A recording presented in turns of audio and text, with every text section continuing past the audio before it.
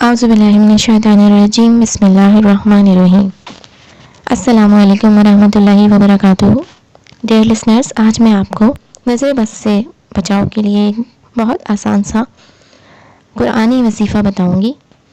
वैसे तो नज़र बद के लिए बहुत सी दुआएं हैं जो यकीनन आपकी नज़र से गुजरी होंगी, सोशल मीडिया पे बहुत इन हैं, चारों कुल भी बहुत पढ़े जाते हैं और ये सब अपनी जगह बिल्कुल ठीक है। आप इसमें से कोई भी अमल कर सकते हैं, लेकिन आज मैं एक और अमल बताऊंगी इनके अलावा, जो कि कुरानी अमल है, कुरान की एक सूरत से है। बहुत आसान है, अपने ऊपर भी, अपने बच्चों पे, अपने घर वालों पे आप डेली पढ़ के ये दम कर सकते हैं। और वो अमल है सूरह कलम की आखिरी 2 आयत।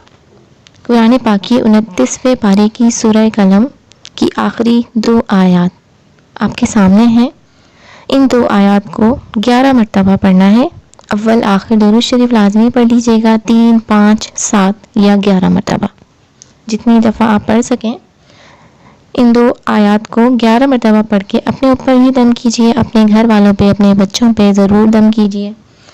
हो सके तो रोज़ पढ़ लीजिए, और अगर रोज़ नहीं कर सकते तो हफ्ते में 1 मरतबा ज़रूर कीजिए। इंशाअल्लाह नज़र बद से हिफाजत होगी। हमें भी अपनी दुआ में याद रखिए। अल्लाह ताला आप सबको अपने हिफ्ज़ व अमान में रखे।